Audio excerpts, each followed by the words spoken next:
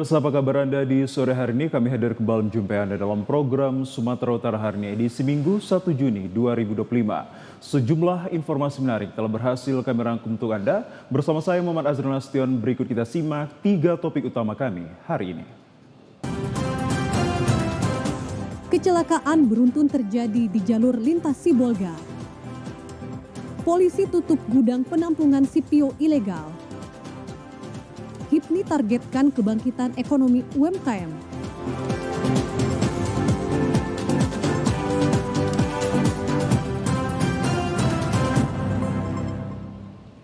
Pemirsa, di informasi yang pertama, kecelakaan beruntun terjadi di jalur lintas Sibolga Tarutung, tepatnya di kilometer 24 Kecamatan Sitahuis, Kabupaten Tapanuli Tengah. Pada peristiwa ini, 1 orang tewas dan belasan orang lainnya mengalami luka-luka. Korban yang mengalami luka-luka saat ini menjalani perawatan di puskesmas terdekat, sementara korban tewas langsung dibawa ke Rumah Sakit Umum Pandan. Korban tewas diketahui bernama Suwardi Situmeang yang merupakan supir angkutan umum. Korban tewas karena mobil yang dikemudikannya tertimpa badan truk yang terguling pada peristiwa tabrakan tersebut. Berdasarkan keterangan dari Satuan Lalu Lintas Polres Tapanuli Tengah, peristiwa kecelakaan terjadi yang melibatkan 4 unit kendaraan bermula saat salah satu truk yang terlibat dalam tabrakan itu hendak menuju kota Sibolga. Namun ketika melintas di jalur menurun, tiba-tiba mengalami remblong dan langsung menabrak sejumlah kendaraan lainnya. Usai menabrak kendaraan lainnya, truk terguling dan menimpa satu kendaraan yakni angkutan umum. Namun supir angkutan umum tersebut tidak sempat keluar dan akhirnya turut tertimpa badan truk hingga akhirnya dinyatakan tewas. Sementara penumpang yang berada di dalam selamat dan hanya mengalami luka-luka. Kini kasus tabrakan beruntun yang merenggut 1 korban jiwa tersebut ditangani Satuan Lalu Lintas Polres Tapanuli Tengah. Dan untuk penyelidikan lebih lanjut, Satuan Lalu Lintas Polres Tapanuli Tengah menurunkan tim identifikasi kecelakaan. Dari Kabupaten Tapanuli Tengah, kontributor TVRI Sumatera Utara, Raymond melaporkan. Pemirsa, kami ajak Anda ke informasi lainnya. Gudang penampungan minyak mentah kelapa sawit yang beroperasi secara ilegal ditutup Mapolsek Torgamba pada siang kemarin. Penutupan gudang penampungan crude palm oil CPO ilegal tersebut dipimpin langsung Kapolsek Torgamba yang berada di Desa Aik Batu, Kecamatan Torgamba, Kabupaten Labuhan Batu Selatan, yang dilakukan beberapa oknum masyarakat. Namun saat dilakukan penyelidikan ke gudang CPO, petugas sudah tidak mendapati kegiatan penyulingan. Namun di areal gudang, petugas mendapati beberapa baby tank, selang, dan kolam yang ditutup dengan terpal berwarna biru. Diduga kuat tempat penampungan CPO karena masih terdapat sisa CPO di dalamnya. Untuk penyelidikan lebih lanjut, personel kepolisian Torgamba menyita berupa pompa yang digunakan untuk memindahkan CPO dari truk tangki ke baby tank. Polsek Torgamba, AKP Samsul Adar mengatakan, Kepolisian Resort Labuhan Batu Selatan, Polsek Torgamba melakukan penutupan tempat yang dianggap sebagai penampungan CPO ilegal yang dilakukan masyarakat. Pada saat aparat datang, CPO ilegal tersebut sudah tidak ada di tempat dan pihaknya memasang garis polisi dan menyita barang bukti di lapangan. Praktek ilegal ini sudah berjalan hampir 1 bulan. Untuk mengamankan situasi, kami juga melakukan garis polisi. Ya, jadi ada beberapa barang yang kami amankan sebagai barang bukti di lapangan. Diperkirakan praktek ilegal ini sudah berjalan hampir 1 bulan. Saat ini gudang penampungan CPO ilegal disegel dengan menggunakan garis polisi. Dari Kabupaten Labuhan Batu Selatan, kontributor TVRI Sumatera Utara, Samsul Ritonga melaporkan.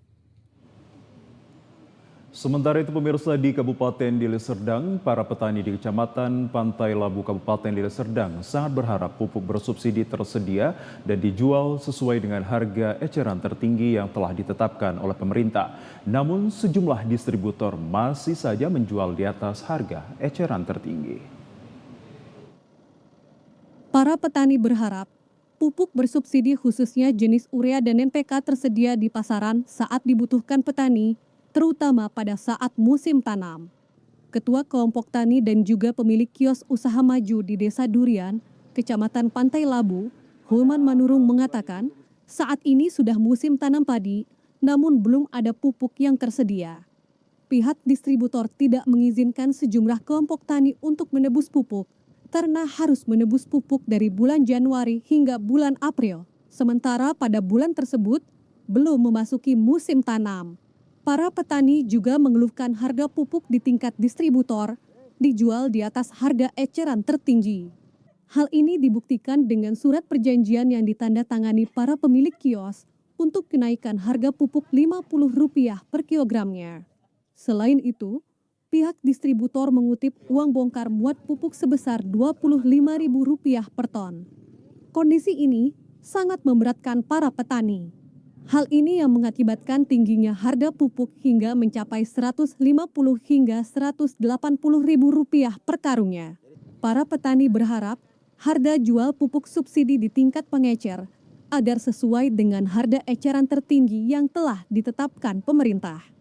Pemerintah menetapkan harga eceran tertinggi untuk pupuk bersubsidi agar petani mendapatkan harga yang wajar dan terjangkau.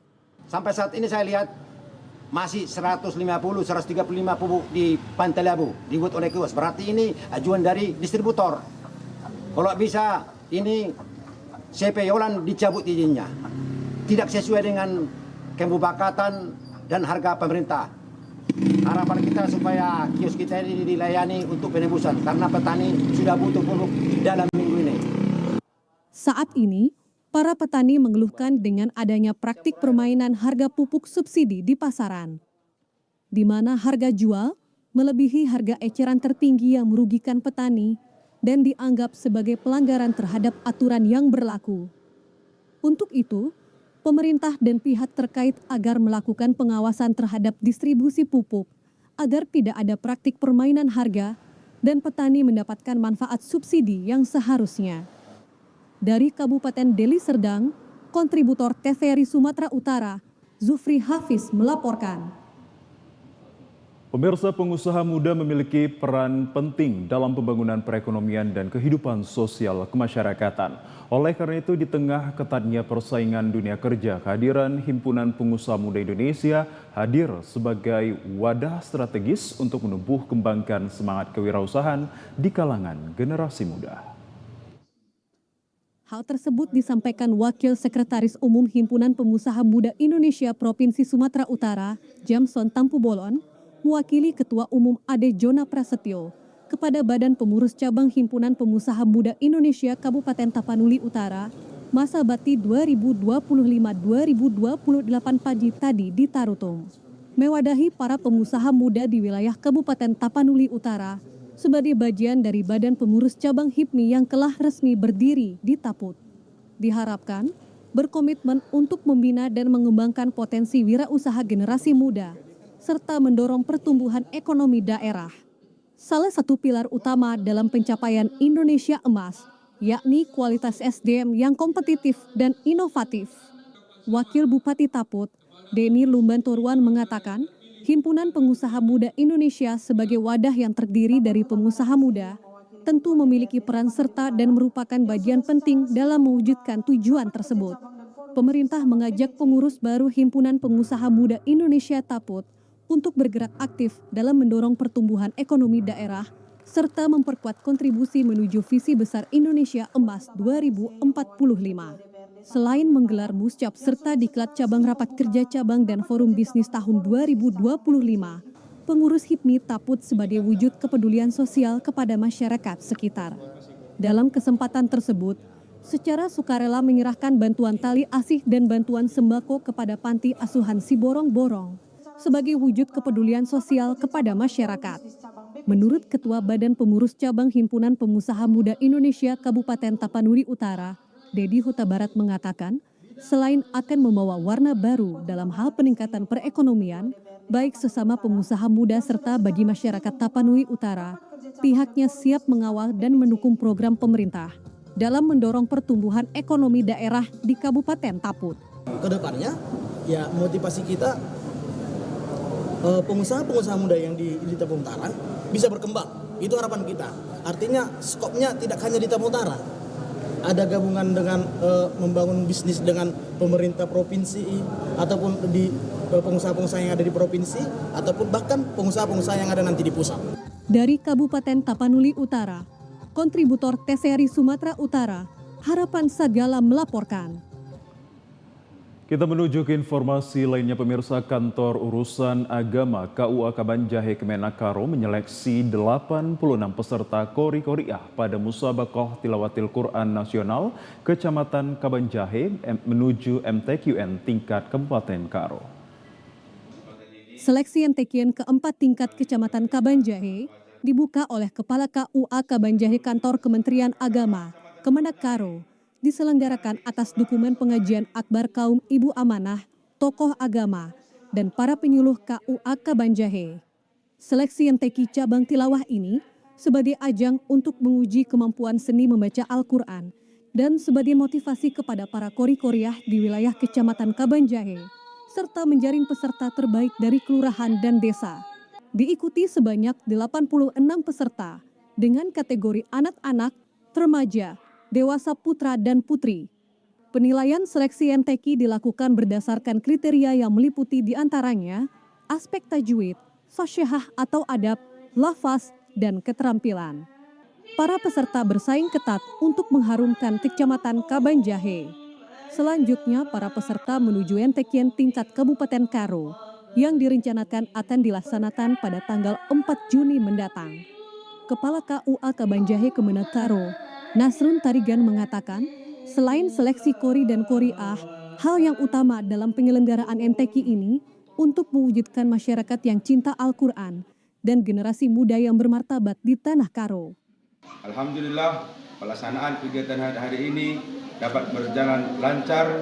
Semoga untuk generasi muda kita, terutama pecinta-pecinta Al-Quran, dapat membaca, mengartikan dan mengamalkan dan meningkatkan keimanan dan ketakwaan kepada Allah Subhanahu wa taala.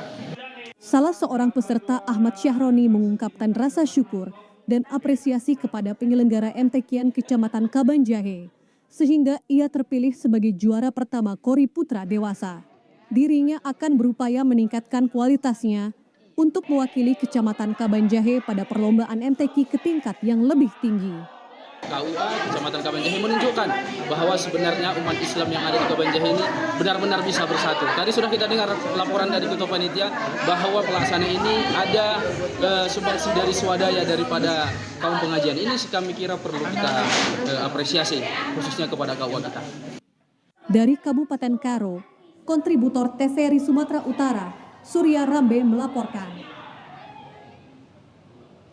Ya, pemirsa, usai jeda kami masih akan menginformasikan sejumlah informasi lainnya. Tetaplah bersama kami. Sementara itu, pemirsa, ratusan masyarakat hingga wisatawan mancanegara antusias mengunjungi pagelaran budaya Melayu di kawasan Istana Maimun, Kota Medan. Sebagai cagar budaya warisan leluhur Puak Melayu, keberadaan Istana Maimun Kota Medan menjadi kunjungan wisatawan untuk berlibur bersama keluarga dan kerabat.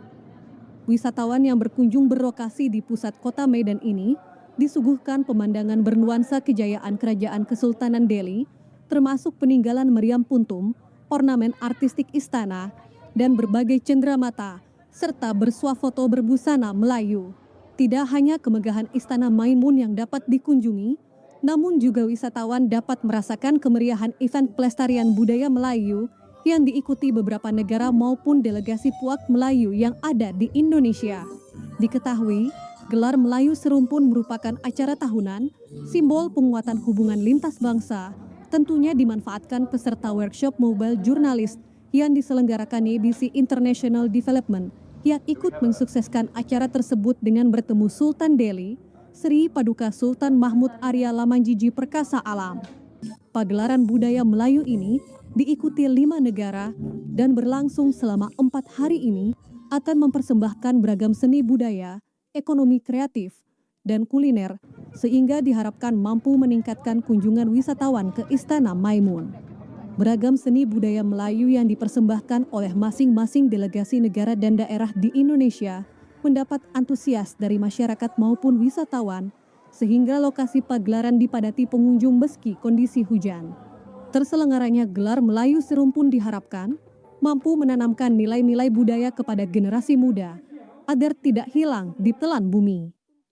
Dari Kota Medan, Trifandi Rusli melaporkan. Terima kasih pemirsa, Anda kembali bersama kami. Musyawarah cabang dalam organisasi sangatlah penting untuk menjaga kelancaran dan perkembangan organisasi Forki di tingkat cabang. Melalui muscap, organisasi ini dapat terus berkembang dan menyesuaikan dengan kebutuhan, serta menentukan arah kebijakan dalam kemajuan olahraga serta peningkatan prestasi. Demikian halnya pada musyawarah cabang Forki se-Kabupaten Taput yang digelar hari ini di Tarutung. Acara ini digelar untuk mengevaluasi program kerja, menyusun rencana strategis, sekaligus untuk memilih ketua cabang yang baru yang dilaksanakan setiap 5 tahun sekali ini, dihadiri oleh 13 pengurus cabang olahraga karate yang ada di Kabupaten Tapanuli Utara. Juga dihadiri oleh Kepala Dinas Pemuda dan Olahraga Taput, Marco Panggabean, Ketua KONI Taput Tulus Simanjuntak, Ketua Bidang Organisasi Forki Sumut, Rawi Krisna, serta Ketua Harian Forki Sumatera Utara. Dedi Pane selaku PLT Ketua Umum Forki Taput menyampaikan, melalui muscap yang digelar tersebut merupakan kesempatan untuk membahas hal yang penting serta untuk menciptakan atlet yang berprestasi, khususnya di bidang karate di Tapanuli Utara. Dalam sidang pleno pemilihan Ketua Umum Forki Taput dengan tema Bersama Forki Tapanuli, Ciptakan Generasi Berprestasi, sesuai hasil verifikasi tim penjaringan dalam pemilihan, dilakukan secara aklamasi dan menetapkan yaitu Sofian Penning sebagai Forki Taput periode 2025-2029. Selain itu, menurut Ketua Harian Forki Sumut, Hasrul Beni Harahap mengatakan, atas dukungan dan kepercayaan kepada Ketua Forki Taput yang terpilih, Forki Sumut mengajak kepada semua pengurus Forki untuk mengambil peran dalam memajukan karate di tingkat kabupaten hingga tingkat nasional. Kami yakin karena kami melihat keseriusan dari ketua, dari kita lihat dari musyawarah lancar dan harapannya sebagaimana yang telah kita sampaikan tadi agar bisa mengulang prestasi yang mengulang kembali. Kami harap pada Kabupaten Utara dapat melahirkan atlet-atlet taraf nasional dan internasional akan lahir nanti di Kabupaten Utara. Sementara itu, usai terpilih secara aklamasi dalam sidang pleno pada musyawarah cabang Federasi Olahraga Karate Do Indonesia Kabupaten Taput, Ketua Umum Pengcap Forki Kabupaten Taput Sofian Pane berharap semua pengurus cabang olahraga Karate Do bisa berkolaborasi dan bahu-membahu dalam membawa karate Kabupaten Taput untuk berprestasi di tingkat nasional dan internasional. Di sini tentunya pemerintah dan segenap pengurus Forki Tapanuli Utara saling bahu-membahu. Kiranya pemerintah Kabupaten Tapanuli Utara memberikan perhatian khusus kepada olahraga-olahraga yang bisa membawa Tapanuli Utara ke depan untuk berprestasi. Dari Kabupaten Tapanuli Utara, kontributor TVRI Sumatera Utara, Harapan Sagala melaporkan. Dan pemirsa, berikut informasi perakiraan cuaca di sejumlah daerah di Sumatera Utara dari Badan Meteorologi, Klimatologi, dan Geofisika wilayah 1 Medan yang berlaku esok Senin 2 Juni 2025.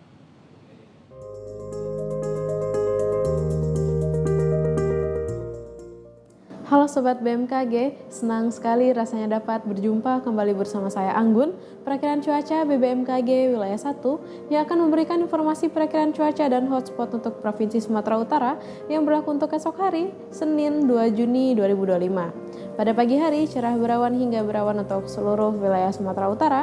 Pada siang hingga sore hari, berawan dan berpotensi hujan ringan di beberapa wilayah Sumatera Utara, dengan hujan ringan berpotensi terjadi di wilayah Asahan, Labuan Batu Utara, Langkat, Simalungun, Toba, dan sekitarnya.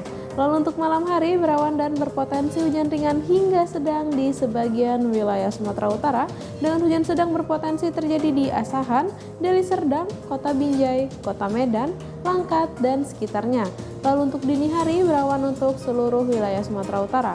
Untuk suhu udara berkisar antara 15 hingga 35 derajat Celcius dengan kelembapan udara berkisar antara 74 hingga 97%, dengan angin yang bertiup dari barat hingga selatan dengan kecepatan 5 hingga 9 km per jam. Lalu untuk titik panas atau hotspot di wilayah Sumatera Utara pada pantauan tanggal 31 Mei 2025 tidak ada. Kami tetap himbaukan untuk selalu waspada potensi hujan dengan intensitas sedang di wilayah pantai timur, lereng timur, pantai barat, dan pegunungan Sumatera Utara yang dapat mengakibatkan bencana hidrometeorologi seperti banjir dan longsor. Demikian informasi yang dapat saya sampaikan, semoga bermanfaat. Terima kasih dan sampai jumpa. Ya, pemirsa, informasi dari Kota Bukit Tinggi tadi sekaligus menutup perjumpaan kita pada sore hari ini. Kami ucapkan terima kasih atas kebersamaan dan juga perhatian Anda. Akhirnya, saya Muhammad Azrul Nastion. Selamat sore dan sampai jumpa.